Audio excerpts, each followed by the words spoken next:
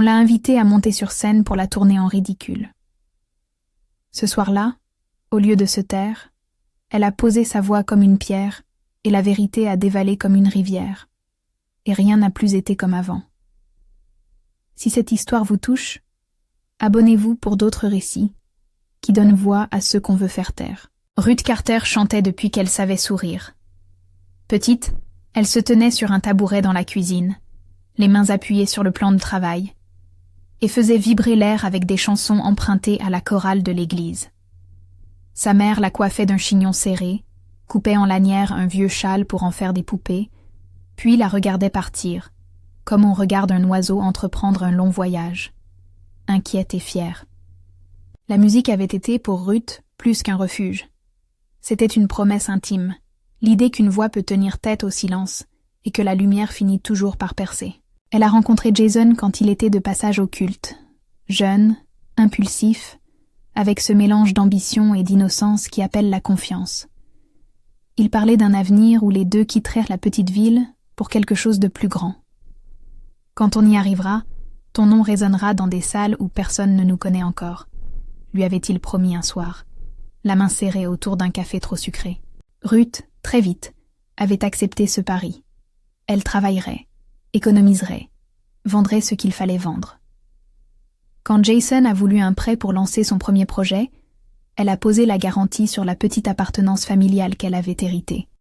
Un médaillon d'argent que sa grand-mère gardait comme un talisman. Elle l'a vendu, silencieuse, sans regret, mais avec la peur dans la poitrine, parce que l'amour avait toujours le goût du risque quand il est partagé. Les premières années, les sacrifices ne paraissaient pas difficiles. Ils vivaient dans un appartement modeste, mais la salle paroissiale n'était jamais loin. Chaque dimanche, Ruth se glissait dans le pupitre de la chorale, s'accordait avec les autres voix, et le reste de la semaine faisait 2 emplois pour que Jason puisse peaufiner ses présentations. Elle était la force tranquille, la comptable des résultats obscurs, celle qui comptait les centimes. Gloria était à ses côtés, amie d'enfance, sœur de cœur, témoin d'innombrables petites victoires. Gloria savait lire sur le visage de Ruth sans qu'un mot soit prononcé. Elle savait l'épuisement, mais aussi la foi obstinée qui animait sa voix. Puis vint la bascule. Jason a quitté la ville pour des entretiens plus grands, des rencontres où le champagne coule et où les promesses prennent l'aspect de contrats d'acier. On commence à lire son nom dans des colonnes, à voir une silhouette qui parle dans des émissions, à reconnaître un sourire dans des publicités. Les succès l'ont changé par étapes, comme l'eau qui use la pierre. D'abord, c'était les retards de retour à la maison, puis les dîners manqués, puis les appels qui se coupèrent brusquement quand Ruth demandait quelque chose de simple. « Viens, j'ai besoin de toi. » Ruth sentait l'éloignement comme un froid progressif. Le soir, quand elle rentrait de son second travail, elle trouvait la maison plus grande, plus vide.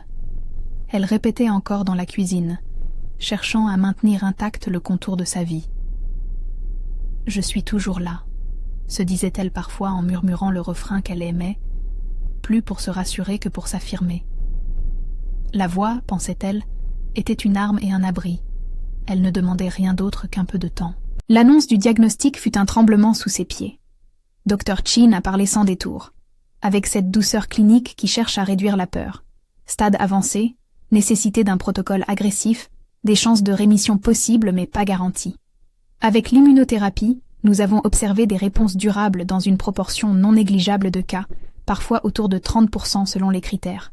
Mais chaque situation est unique, dit le médecin en posant une main sur le dossier. Les mots cliniques n'effaçaient pas la réalité d'un lit d'hôpital, des perfusions, du monde réduit à la taille d'une chambre. Ruth apprit à compter les respirations, à mesurer les heures par la visite des infirmières, à trouver du silence pour prier sans faire de promesses. Elle priait avec la même sincérité qu'elle chantait. Ses prières étaient courtes et sans éclat. « Seigneur, donne-moi force pour aujourd'hui. » Ces instants ne remettaient pas en question la science, mais appelèrent une présence qui dépasse toute mesure. Ce qu'elle n'avait pas anticipé, c'était l'indifférence mécanique du monde à l'ordinaire de sa vie conjugale. Jason ne vint pas. Il répondait aux messages par des phrases courtes, des excuses creuses, puis plus rien. À l'hôpital, on lui fit parvenir, professionnellement, un courrier de divorce. Les papiers, signés et scellés, était une mise à distance administrative qui transformait la trahison en un acte presque banal. Ruth se souvient encore du bruit de la feuille quand elle l'a dépliée. Ce son presque insignifiant qui raconta tout. L'humiliation était une chose nue et silencieuse. La chambre d'hôpital devint, pour un moment, une scène de solitude publique. Gloria faisait des allers-retours entre la maison et la paroisse, tenant la vie de Ruth comme on tient une chandelle fragile. L'Église organisa des repas, des visites, envoya des prières par centaines. La communauté offrit plus que du soutien moral, elle offrit une présence concrète. Marcus, un ami de la paroisse, proposa d'aider pour les paperasses, pour les courses. Les voisins appelèrent, certaines femmes apportèrent des plats chauds, d'autres une couverture. La générosité dans ces semaines prit la forme d'un filet, des morceaux d'argent, des heures données, des mots déposés comme des pierres pour retaper un chemin. Gloria disait souvent, avec ce mélange de colère et de douceur, « Il n'a pas seulement abandonné ton corps, il a abandonné la promesse qu'il t'avait faite. Mais nous sommes là. » Il fallut du courage pour affronter les factures. Le traitement proposé, une thérapie nouvelle, coûteuse et prometteuse, incluant des médicaments d'immunothérapie, était hors de portée. Les médecins étaient clairs. Les résultats pouvaient être impressionnants pour certains, moins pour d'autres. L'espoir existait, mais il avait un prix. Ruth se trouva devant un paradoxe cruel. La médecine lui offrait une possibilité, mais le coût matériel menaçait de lui fermer la porte. Et le monde, à l'extérieur, continuait de briller d'un éclat qui n'avait aucun scrupule pour les douleurs privées. La nouvelle de la séparation avait fini par atteindre certains milieux où Jason circulait comme une comète. Là où il était devenu symbole de réussite, l'histoire d'une femme malade, âgée des sacrifices qu'il avait reportés, fut traitée comme une gêne à résoudre. Puis, au milieu de l'hiver qui rend les jours si courts, vint l'appel qui devait être une farce et qui deviendrait le moteur d'une révolte. C'était James Wilcox qui téléphona d'abord, un organisateur d'événements travaillant désormais pour Jason.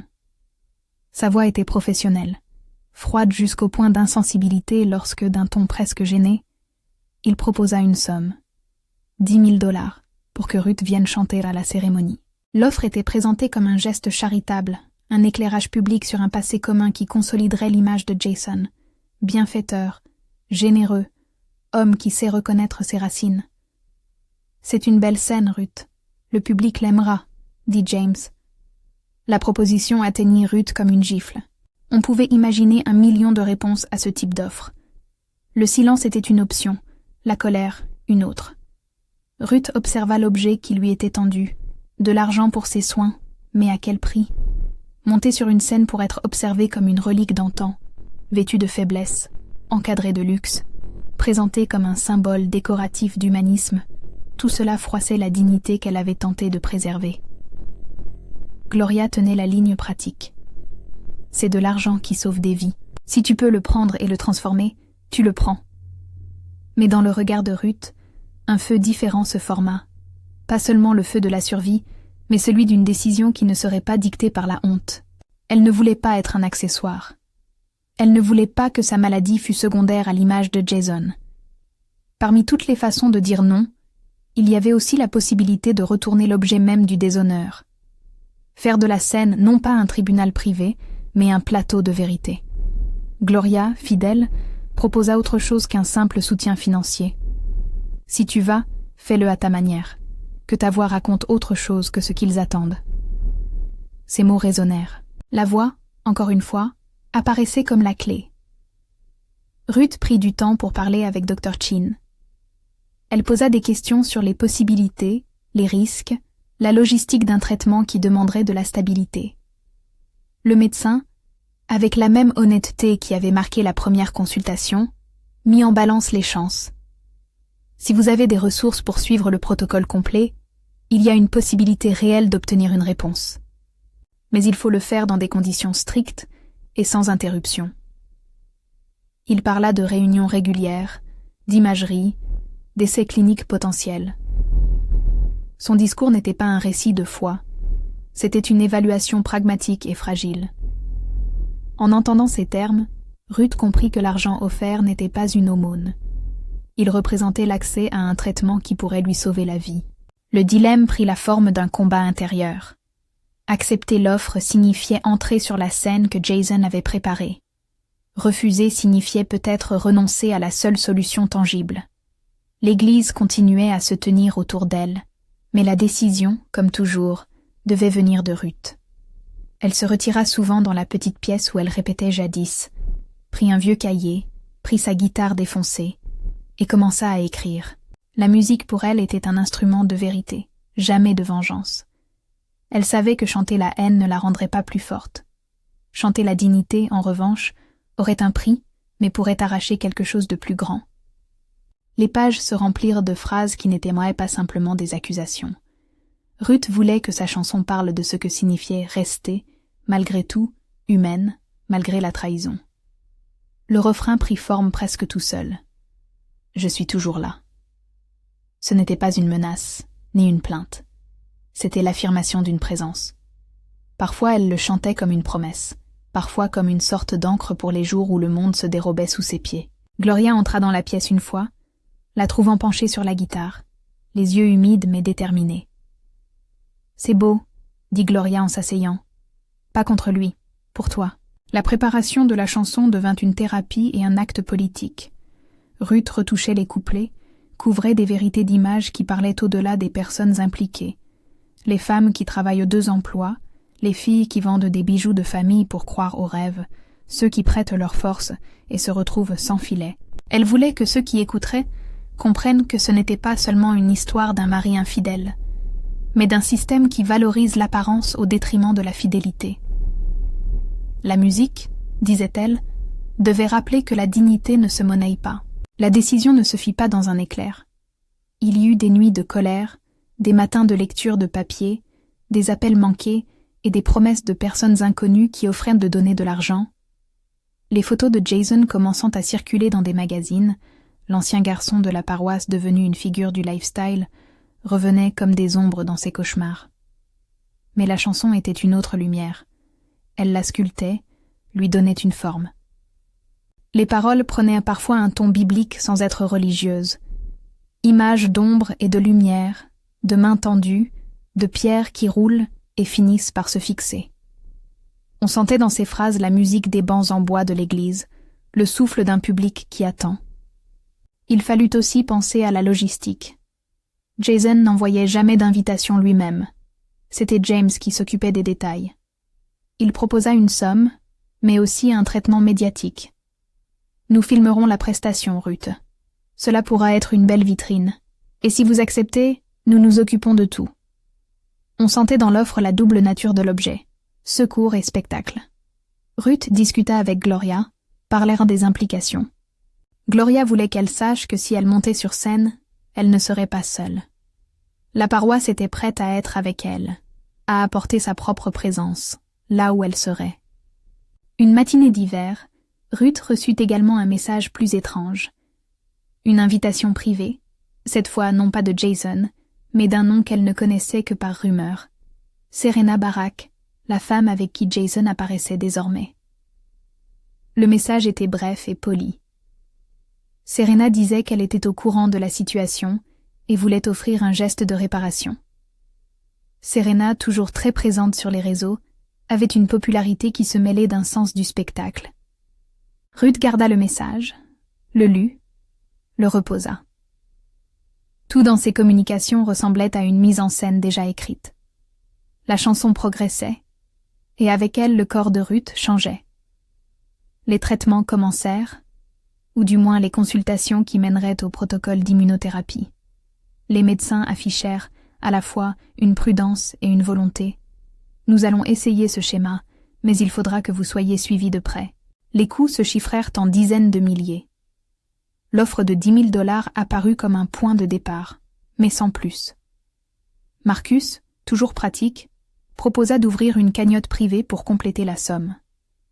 Gloria et d'autres noms commencèrent à lister des possibilités. L'argent, cette fois, n'était plus seulement l'objet d'un marché. Il devenait un levier concret sur lequel appuyer une série de choix médicaux. Il y eut une réunion silencieuse entre les femmes. Gloria, Marcus, une pasteur de la paroisse, et Ruth. Elles discutèrent de la portée morale de monter sur une scène où la lumière n'était pas d'abord pour elles. Elles parlèrent d'images, d'un plan de communication honnête, d'un possible texte d'introduction qui ne ferait pas de Ruth une victime pittoresque. Les principes furent énoncés avec clarté. Ruth dirait la vérité. Elle ne serait pas utilisée comme un décor. Si elle acceptait l'argent, il faudrait des garanties. Une partie servirait au traitement, une partie irait à une fondation pour aider d'autres femmes dans des situations semblables. C'était un pas vers une forme de justice, transformer une humiliation en un acte de réparation sociale. Les jours qui suivirent furent consacrés à l'épreuve de la préparation. Ruth travaillait sur la musique comme on polit une lame, en faisant attention à chaque mot, en limant toute outrance. Les refrains de « Je suis toujours là » se donnaient des variations. Dans un passage, elle murmurait la phrase comme pour une confidence intime. Dans un autre, elle la portait haut, comme un coteau perçant la brume. Elle apprit à contrôler la voix qui tremblait parfois, à cause des médicaments, mais aussi sur longs temps où le cœur s'emballe de colère. Gloria fredonnait parfois en accompagnement, ou déposait des harmonies légères, comme un filet de lumière. Il y eut aussi des tentatives d'explication publique. Des amis plus loin dans la paroisse commencèrent à publier des messages discrets pour soutenir Ruth. Des anciens collègues qui connaissaient Jason envoyèrent des notes privées. Internet commençait à tisser sa toile. Des conversations anonymes, des forums où l'histoire prenait divers sons. Mais pour l'instant, la scène réelle, tangible, restait à écrire. Ruth sentait le poids du regard anticipé. Elle savait que chaque mot serait scruté, que chaque émotion pourrait être analysée, caricaturée ou récupérée. Pourtant, l'envie de parler vrai était plus forte que la peur d'être trahie encore une fois. La dernière pièce fondatrice de sa décision survint une nuit où la pluie tambourinait sur le toit, où le sommeil ne venait pas. Ruth prit le cahier, relut les pages, prit son téléphone et composa un message à Jason. Ce n'était pas un reproche long et brûlant, c'était une phrase simple, claire.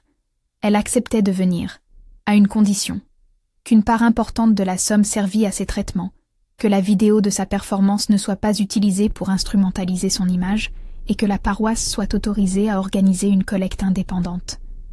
C'était un geste mesuré. Prendre l'offre mais la redéfinir selon ses propres termes. La réponse arriva, rapide et concise, via James. D'accord sur les conditions. Un transfert partiel fut fait, $10,000, comme symbole qu'il y avait une volonté, peut-être, de réparer ce qui avait été brisé. Ruth sentit l'argent comme un passage. Il ne supprimait pas la blessure, mais il créait la possibilité d'un traitement. Elle prit l'enveloppe comme une encre. Elle n'acceptait pas tout, mais elle acceptait ce qui pourrait la ramener. Gloria compta les billets avec un mélange d'effarement et de soulagement. Puis, comme pour sceller un pacte, serra la main de Ruth, comme on scelle une promesse de route. Le moment où elle prit la décision n'enleva pas la colère ni la douleur. Mais il devint une frontière. Elle commença à penser en termes de stratégie. Comment transformer la scène en tribune? Comment faire en sorte que sa voix ne fût pas un objet mais un acte de justice? Les répétitions prirent un rythme nouveau. On choisit des morceaux d'accompagnement. On arrêta une version sobre, dépouillée, qui mettrait les paroles au premier plan. La chorale de la paroisse se proposa pour harmoniser discrètement, pour apporter ce tissu social, cette preuve visible qu'elle ne chantait pas seule. Alors que la préparation avançait, Ruth se surprit à se remémorer des visages. Celui de sa grand-mère qui, autrefois, lui avait dit de ne jamais vendre la voix pour un plat de lentilles. Celui de la mère qui nettoyait la maison après les services religieux, qui chantait sans retour. Ses souvenirs n'étaient pas des raffinements de passé, mais des encres qui lui donnaient la force de ne pas laisser la situation la réduire à un objet de spectacle. La scène fut décidée. La cérémonie aurait lieu dans un hôtel de la ville, une salle à manger tapissée de miroirs, avec une estrade pour la musique, et un public trié sur le volet. Serena planifiait tout dans les moindres détails, ses robes, ses fleurs, l'orchestre. Pour Ruth, l'impression du contraste était violente. De l'autre côté, la fête. De ce côté, la longue route du rétablissement. Mais elle avait choisi d'y aller munie d'une intention. Elle répéta encore et encore les premières mesures. L'entrée, la tenue, la lumière tamisée qui ferait ressortir sa silhouette simple au milieu du faste. La musique, dit-elle à voix basse, devait être la lampe qui éclaire plus que l'endroit où l'on regarde. Le matin où elle devait partir, elle prit le médaillon que sa grand-mère avait autrefois gardé et qui avait marché comme un talisman dans sa jeunesse. Il n'y était plus. Mais elle prit une photo, une image, quelque chose qui évoquait la continuité. Elle se regarda dans la glace, nota les traits altérés par la maladie et le temps, et murmura le refrain qui lui avait tenu lieu d'épée et de bouclier. « Je suis toujours là. » La phrase n'était pas un défi adressé à un seul homme. C'était une déclaration pour tous ceux qui, dans l'ombre, luttent pour exister. Quand elle monta dans la voiture qui l'emmènerait vers la ville, Gloria lui serra la main jusqu'à faire blanchir les jointures. « Nous serons à côté de toi, » dit-elle. « Et si jamais tu veux partir, tu pars. Personne ne te retiendra. » Ruth hocha la tête. Elle ressentait l'angoisse et la force mélangées, mais elle savait que ce départ était aussi l'amorce d'un récit plus vaste, celui où la honte serait retournée en instrument de réveil collectif. La route se déroula sous un ciel bas. À mi-trajet, Ruth relut une dernière fois son cahier. Les paroles étaient en prêtes, mais elle envisageait encore des variations, des silences. Elle savait que la scène serait un moment de franchissement. Le monde, qui jusqu'à présent n'avait été qu'une succession de regards indifférents, allait peut-être écouter. Il y avait la possibilité d'un renversement, que ceux qui regardaient fuirent au lieu de contempler, ou qu'ils se laissassent surprendre par la dignité d'une voix qui refuse la dévaluation. La voiture s'engagea dans les rues plus brillantes de la ville. Au loin, les lumières des enseignes et la silhouette des immeubles semblaient leur proposer une autre vie, celle que Jason avait rejointe. Ruth glissa le téléphone dans sa pochette, respira et chanta intérieurement le refrain qu'elle avait poli pendant des semaines. C'était à la fois une prière et un serment. Elle avait accepté d'aller, non pour être la décoration d'un mariage, mais pour prendre la parole publiquement, pour dire que la dignité ne se troque pas, pour exiger que la solidarité transforme l'indignation en acte. Alors que la voiture approchait de l'hôtel, quelque chose dans son corps se calma. Une sorte de concentration claire s'installa.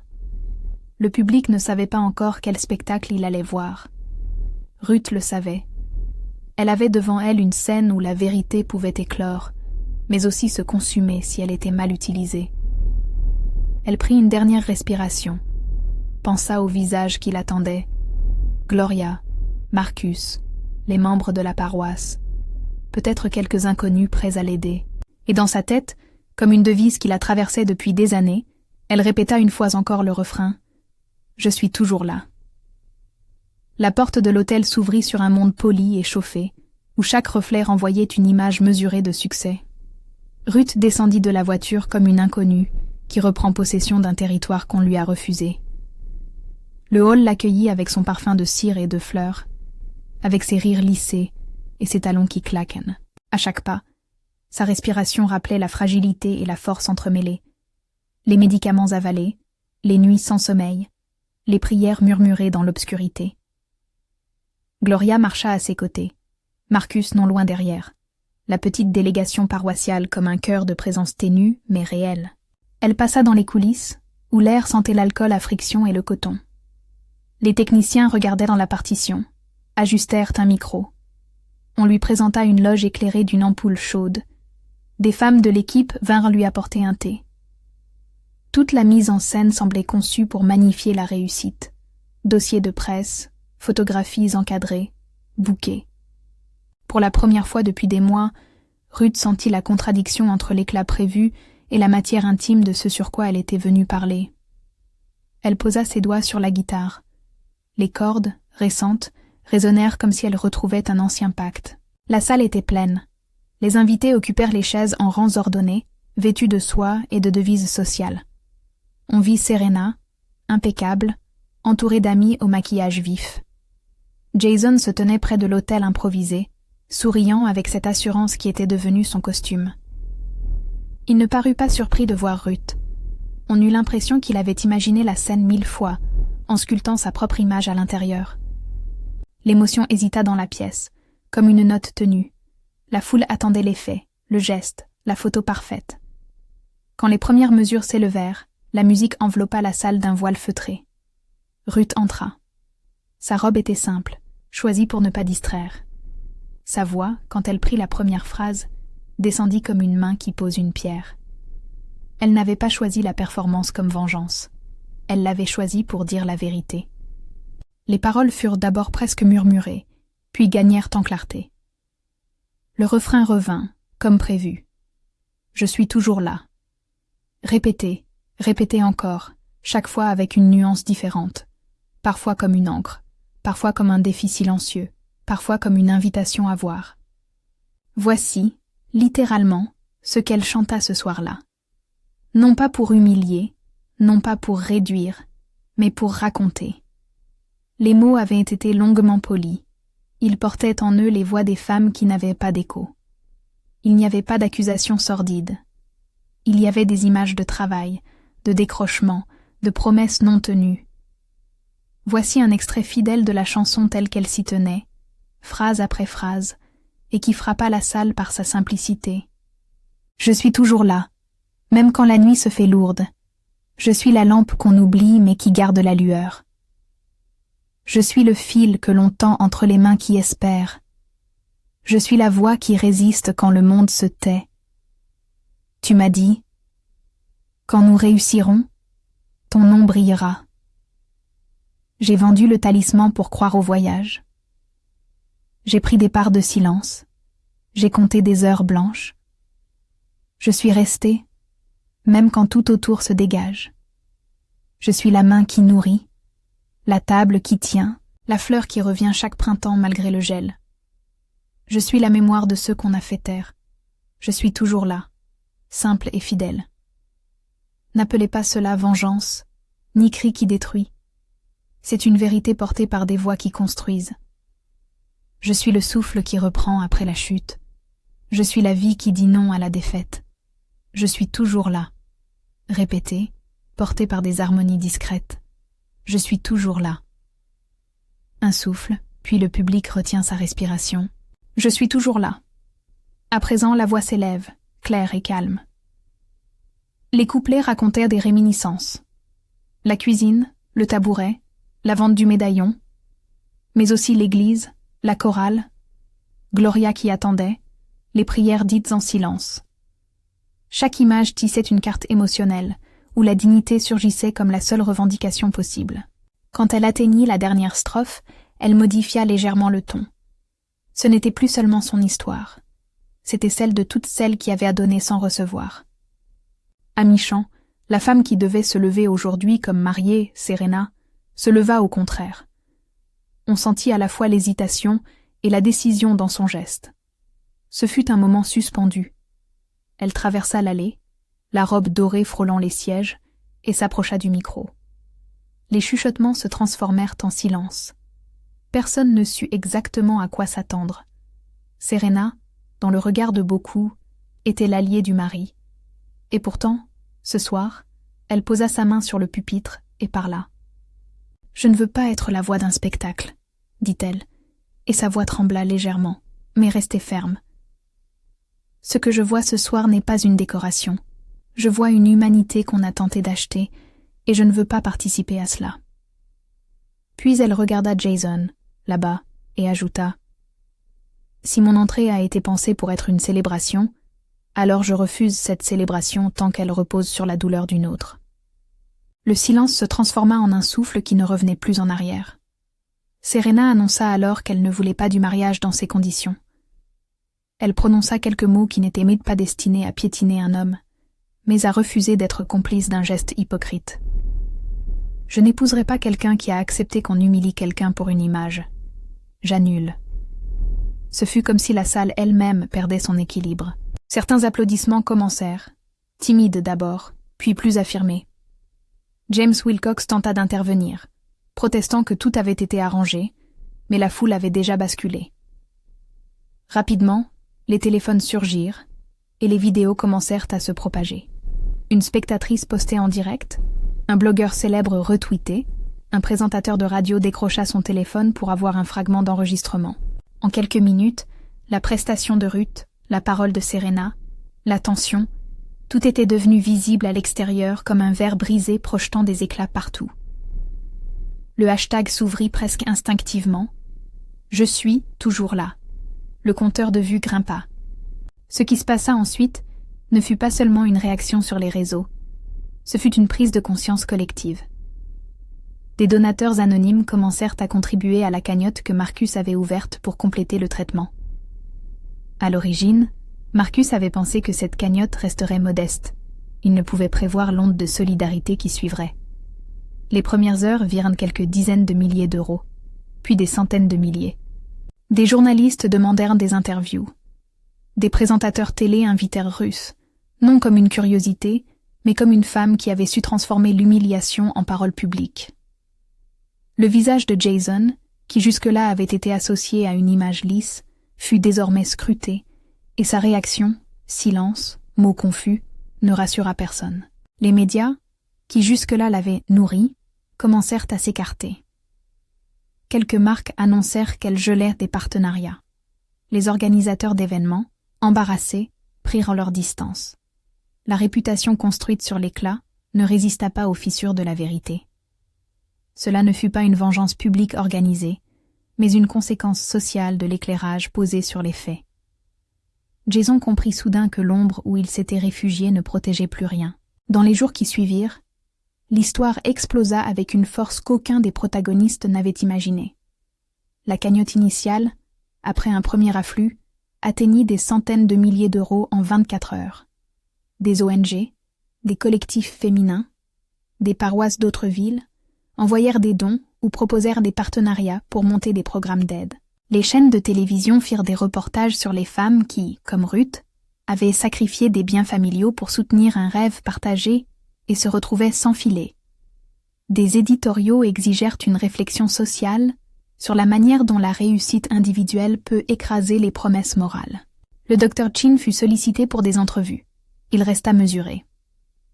Devant les caméras, il expliqua que l'accès à un traitement complet augmentait les chances de succès. Il répéta la prudence scientifique. Il y a des cas où l'immunothérapie provoque une rémission durable. Dans certaines séries, on voit des réponses cliniques chez environ 30% des patients, selon le stade et d'autres facteurs biologiques.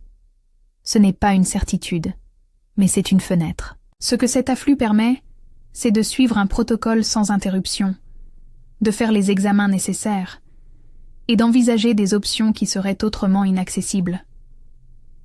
Ces mots furent accueillis avec cette espèce de soulagement fragile qui accompagne toute lueur d'espoir. Les jours de traitement commencèrent. Ruth, accompagnée de Gloria, de Marcus et parfois d'un petit groupe de la paroisse, se rendit à l'hôpital aux horaires fixés. L'immunothérapie se déroula suivant le protocole proposé: injection, surveillance, bilan sanguin régulier. Il n'y avait pas d'effet spectaculaire du jour au lendemain. Il y avait des rendez-vous, des moments de fatigue, des jours où la tête pesait, d'autres où l'appétit revenait. Ruth racontait dans les interviews qu'elle s'était tenue à la musique comme on s'accroche à une bouée, non pas parce qu'elle croyait que la chanson serait la cause du traitement, mais parce que la parole publique lui procurait une configuration de soutien matériel et humain qui rendait le suivi possible. Les mois suivants furent une alternance de bilans, d'espérance et de petits reculs.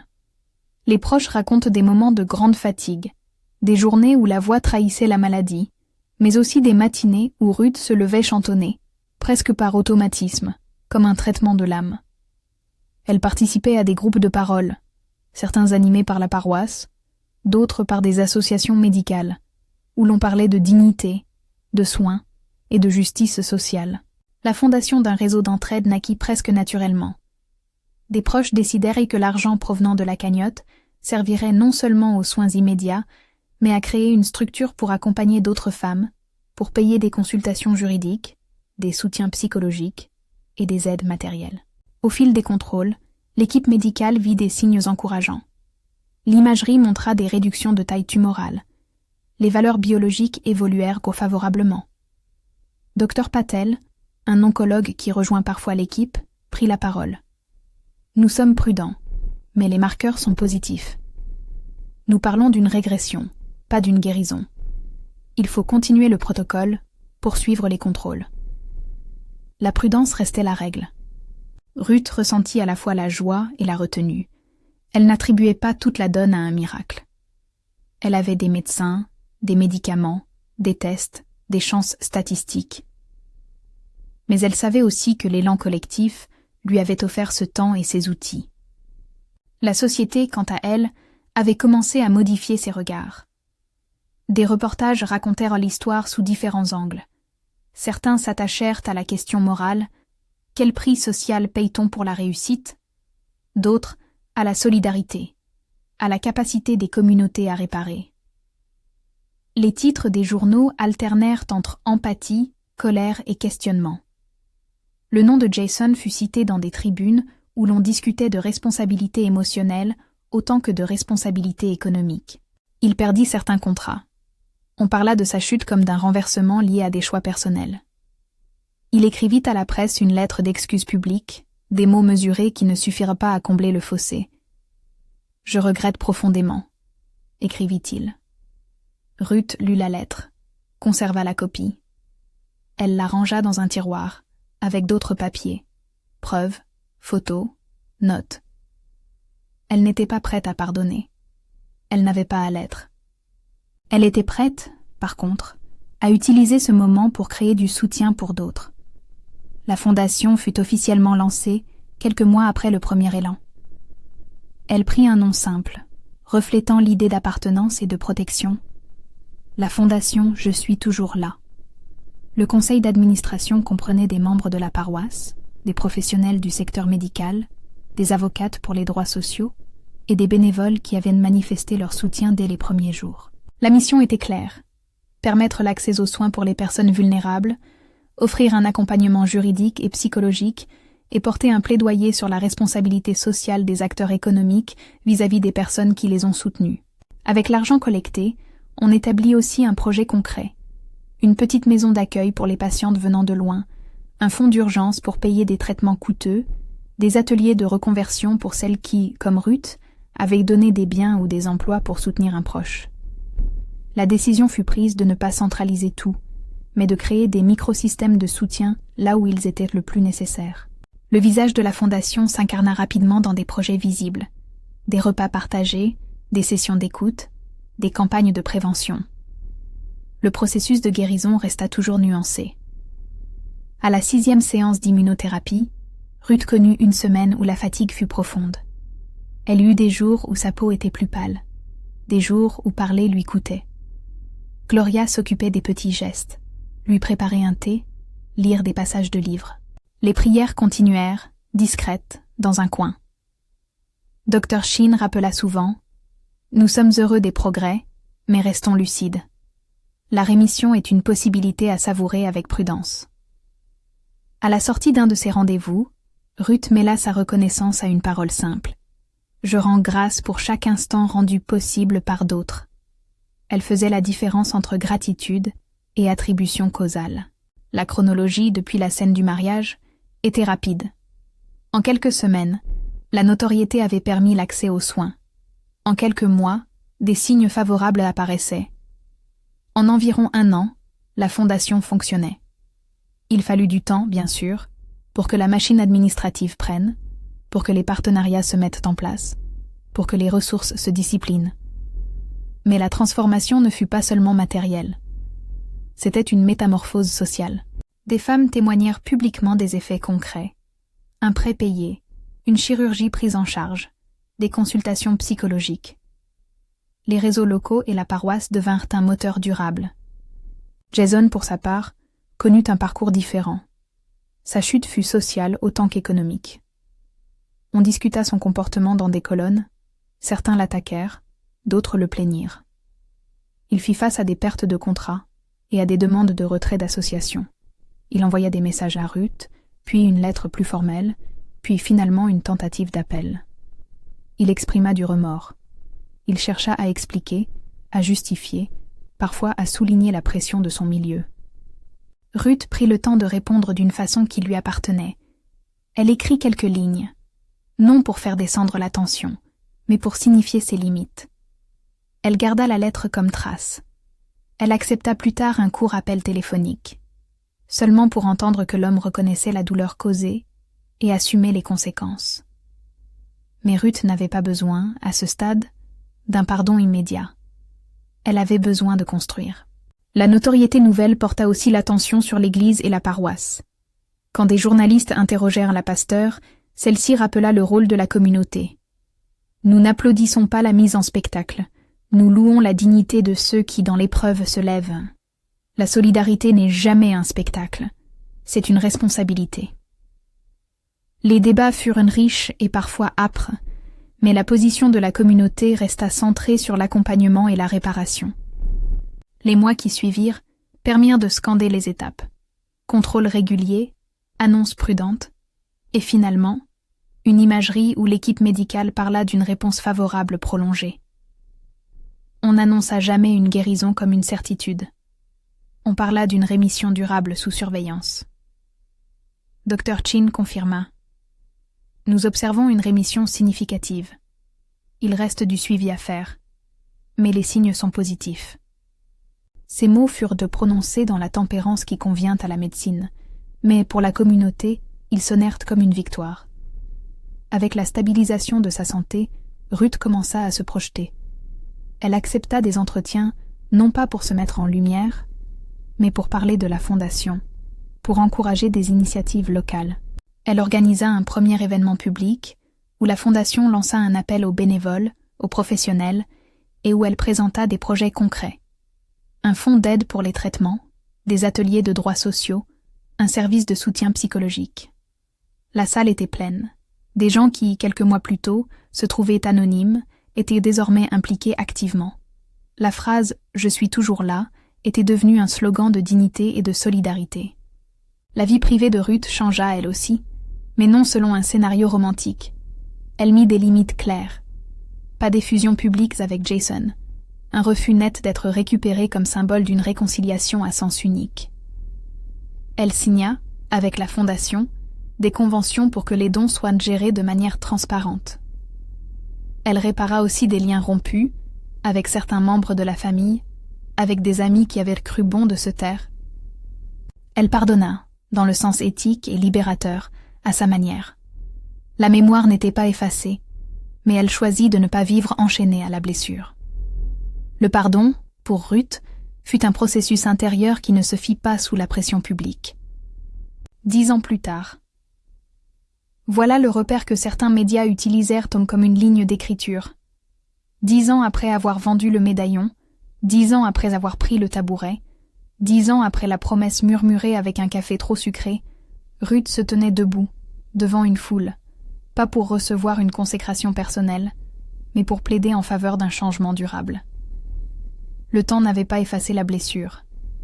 Il avait transformé la colère en un projet collectif. Les 10 ans devinrent le symbole d'un cycle achevé. L'enfance qui se souvenait, la maladie qui fut affrontée, la trahison qui fut exposée, et la solidarité qui se construisit. Le jour de l'événement marquant, l'anniversaire d'1 an du mouvement qui avait surgi après la chanson, le parc municipal était rempli. Des familles s'étaient déplacées, des bénévoles tenaient des stands d'information, des panneaux présentèrent des chiffres, centaines de femmes aidées, dizaines de milliers d'euros redistribués, centaines d'heures de consultations offertes. Ruth monta sur l'estrade. Elle regarda le public. Des visages connus, des inconnus, des journalistes, des responsables d'ONG. Gloria, fidèle, était là, tenant la main d'un enfant qui avait bénéficié d'un suivi. Marcus affichait un sourire discret. Son discours fut sobre et puissant, sans pathos.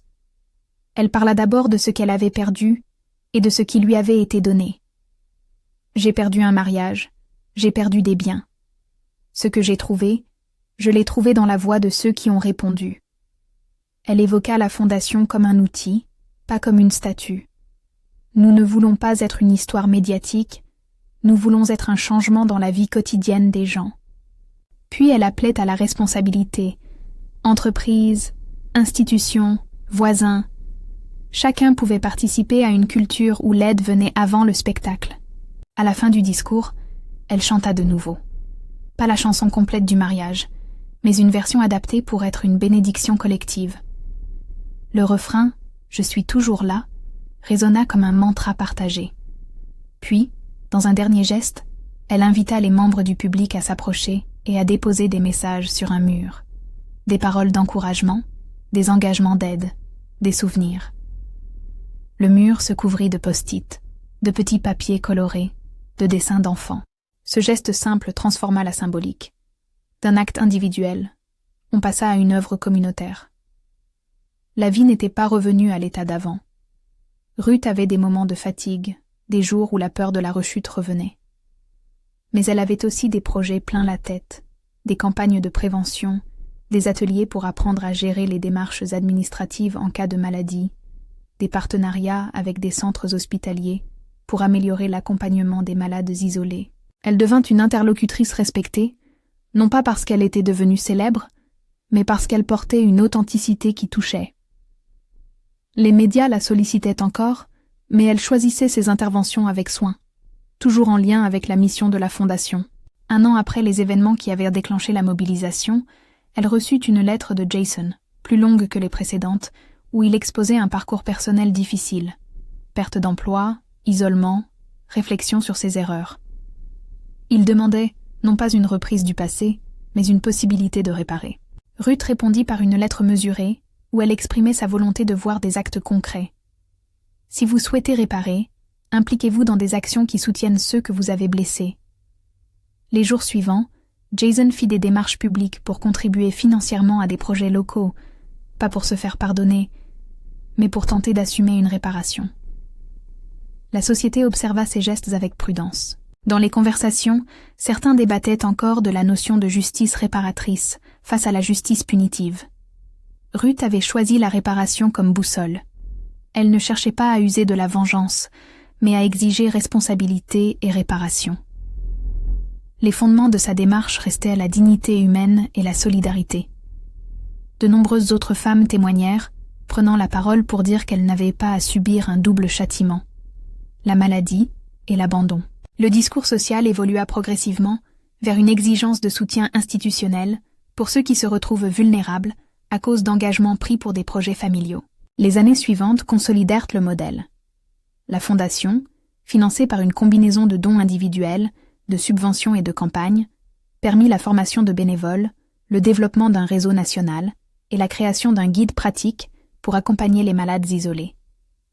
Ruth continua de chanter, mais désormais surtout dans des contextes où la musique servait à donner de la voix à d'autres, pas seulement à elle-même. Elle enseigna des ateliers de chant thérapeutique pour certains patients. Elle accompagna les bénévoles sur le terrain. Elle écrivit des textes de sensibilisation. Ces journées ne furent jamais austères. Elles étaient partagées entre le suivi personnel et l'engagement collectif. Parfois, au cours d'un conseil d'administration ou d'une réunion avec des partenaires hospitaliers, elle se rappelait le soir du mariage. La salle, la robe, la lumière, Serena qui avait parlé. Elle se souvenait de la façon dont la solidarité s'était mise en marche, parfois avec maladresse, parfois avec une efficacité profonde. Elle se souvenait aussi de la peur. Peur de l'exploitation, peur que l'histoire se transforme en spectacle. C'est pour cela qu'elle avait veillé à mettre en place des garde-fous, transparence financière, accompagnement éthique, respect des personnes touchées. La Fondation devint un lieu où l'on protégeait la dignité d'autrui comme une règle. À ceux qui voulaient réduire son histoire à un simple récit de rachat, elle répondait doucement. « Ce n'est pas mon histoire, à moi seule, c'est celle de beaucoup. » À d'autres qui cherchaient une morale simple, elle répondait que la vie était faite d'interventions complexes. Médecine, solidarité, politique sociale, engagement personnel. La chanson restait un fil conducteur, mais elle avait été transformée. D'un cri intime, elle était devenue un champ d'action. Et si l'on regarde la trace de ces 10 ans, on voit des choses concrètes. Des maisons d'accueil, des fonds, des milliers d'heures de bénévolat, des politiques publiques amendées pour mieux protéger les personnes vulnérables. On voit aussi, plus délicatement, des vies reprises en main, des familles qui ont pu se reconstruire, des femmes qui ont retrouvé une place. La vérité n'avait pas seulement choqué le monde, elle l'avait obligé à regarder autrement. La dernière image que nous laissons est celle d'un parc au printemps. Ruth, 1 an après le grand mouvement, se tient sous un arbre, entourée d'enfants qui chantent les refrains appris dans ses ateliers. Elle n'est plus simplement la femme qui a subi, elle est devenue celle qui construit. Elle ferme les yeux un instant et reprend, une dernière fois, la phrase qui a changé le cours des choses. Je suis toujours là. Les voix autour reprennent, et ce qui paraît alors évident, c'est que cette phrase n'appartient plus seulement à elle. Elle appartient à tous ceux qui, dans l'ombre, tiennent bon. Si ce récit a résonné en vous, partagez-le avec quelqu'un qui a besoin d'entendre qu'il existe des communautés prêtes à soutenir. Si vous souhaitez aider concrètement des personnes dans des situations semblables, vous trouverez en description le lien vers la fondation Je suis toujours là, qui accompagne et finance des soins, des soutiens psychologiques et des aides matérielles pour les malades isolés. Votre partage, votre don ou votre engagement bénévole peut transformer une humiliation en une réparation durable, comme cela l'a été pour Ruth et pour tant d'autres.